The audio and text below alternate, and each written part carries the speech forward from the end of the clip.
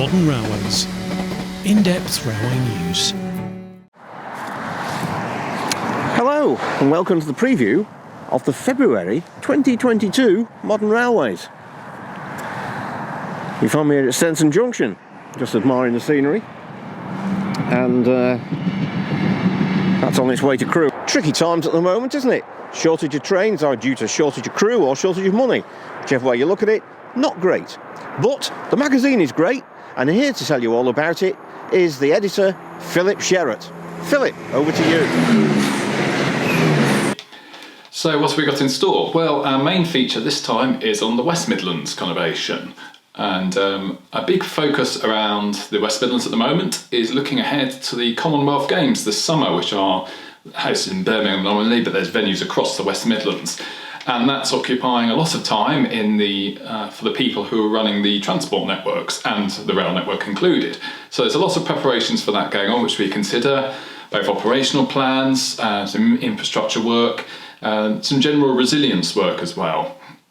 And that forms the centrepiece of our article about the West Midlands, but there's obviously a lot more going on besides that. The ongoing battles with COVID, investments in new trains, new stations, and much more beside.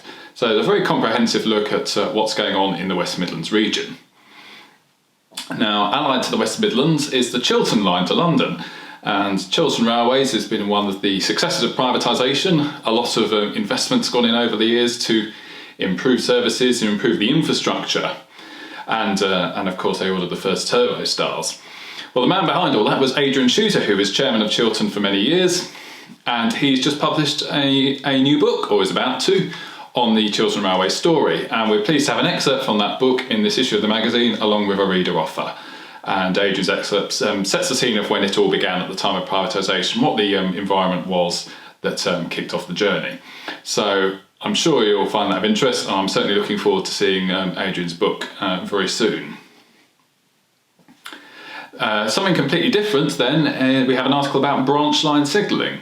So we talk a lot in Modern Railways about some of the new technologies that are coming along, European train control system and so on, the digital railway ethos. But what do you do on a secondary line where you're never going to fit ETCS because it's not going to be economic, but you need to maintain a service?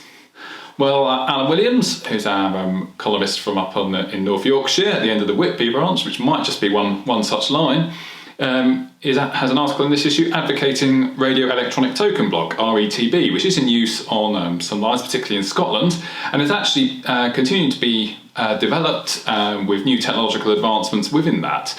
And that's really quite an interesting opportunity, he says, for branch lines and secondary routes. So I hope you find that of interest, because I think it's a very worthwhile discussion.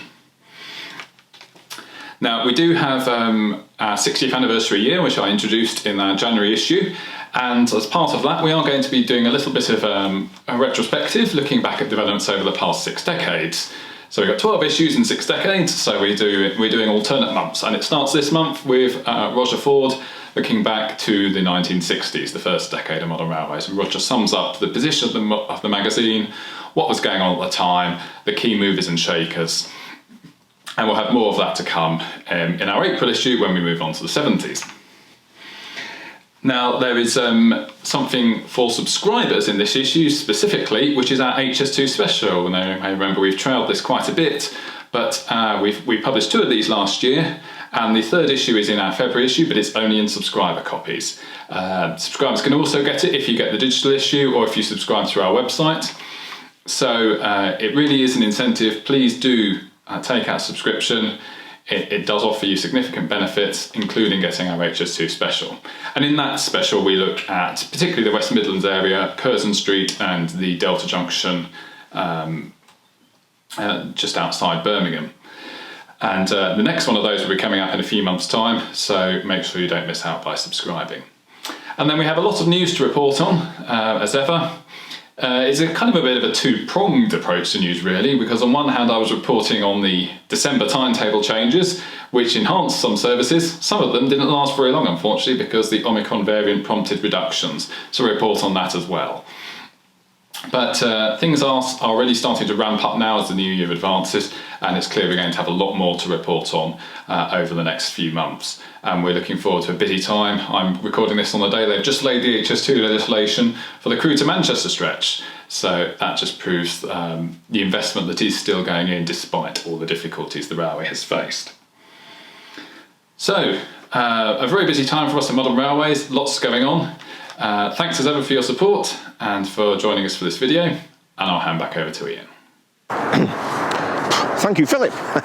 Right, okay then. Next up, of course, is our very own Captain Deltic, otherwise known as Roger Ford.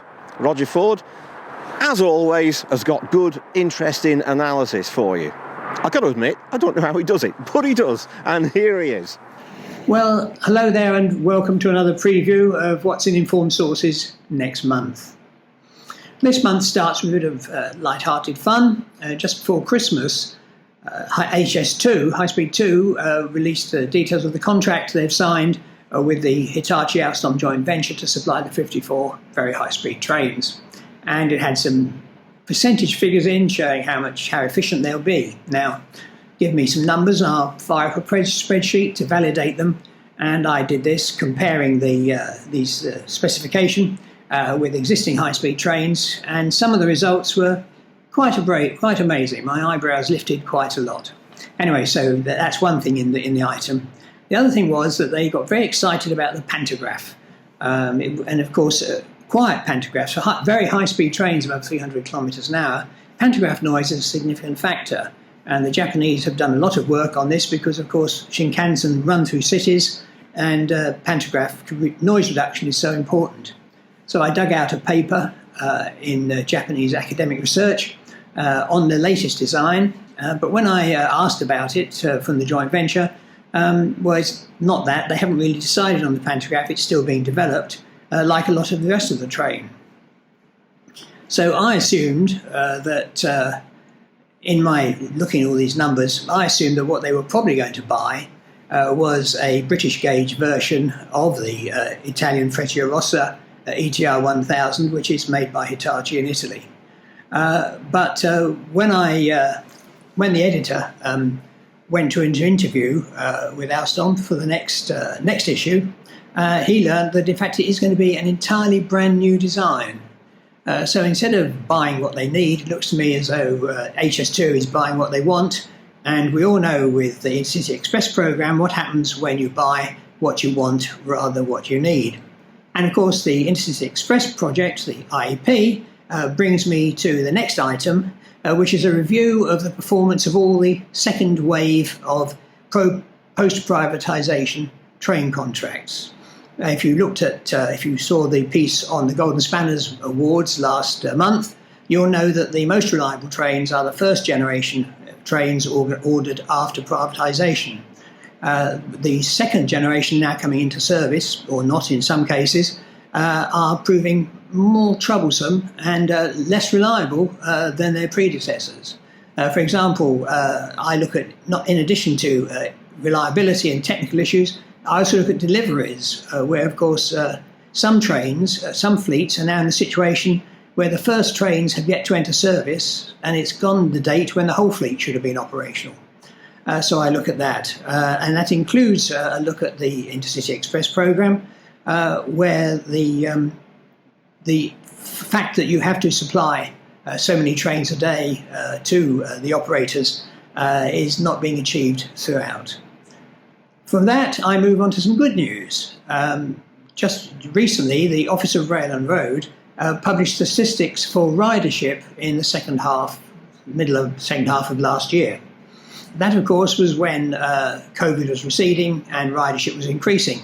And one of the charts they produced shows the ridership in that period as a percentage of pre-COVID ridership. And one company in particular stands out a mile, and that is LNER, which is about 20 percentage points clear of the next best franchise TOC. So what have they been doing to get so many passengers back compared with other operators? Well, I've had a look at that, and I go into that in some detail. And finally, as a little footnote, remember last issue, we were waiting for the dual voltage variable rate sanding contract to be signed. Well, yes, it really has been, and it's going ahead, and I'm looking forward later in the year to going to see it being installed. So that's all from Informed Sources in the February issue. Hope you enjoy it. See you again. Well, thank you, Roger. So that just leaves me to talk about my Pan Up column. And if you're wondering why I'm standing at a level crossing in the middle of nowhere, it's because my column this month is about safety. But it isn't about the detail of safety, like signals passed at danger or incidents at level crossings. What it is about is what I call the safety industry. And it's the large numbers of people who are there to look after your safety on the railway in slightly a detached means. It's always the duty holder, the person who's actually running this here railway, who's responsible for your safety. They are the people who carry the famous go to jail card if things go badly wrong, which we all hope they won't, of course. But there are an awful lot of people behind them who are looking in more detail about analysing data, that sort of thing, and coming up with advice.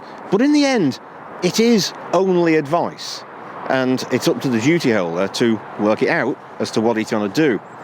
Now, when we have a little look at these organisations, the likes of, well, the RAIB for derailments, no problem there. You've got the RSSB who advise the system. You've got the Rail Delivery Group with their people. You've got the ORR who contain what used to be the HMRI. Suffice to say, there's a lot of people and there's a lot of money. Now, the McNulty report, 10 years ago now, said, is this good value for money? With the general hint that probably isn't. So nothing ever changed. It never happened that the advice that he was handing out. So question is it now time for a change? Well, I think it is, with Great British Railways on the horizon. Assuming Great British Railways is set up outside London, all the other organisations are in London. So even that's not ideal. So I think it's time to have a good think about it. And that's what Pan Up is about this month. Now, while I've been standing by this track telling you that, while I've been stood here talking to the camera this way, behind the camera, 2 Freightliner trains have gone through with 66s hauling them, one of them being full of the Tesco wagons. That would have been really interesting if I pointed the camera the other way, but I'm afraid, as it is, you're just going to have to take my word for it. Sorry about that. See you next month. You see, it's not as easy as Michael Portillo makes it look. Visit www.modernrailways.com for more interesting and essential information about the British Railway Network.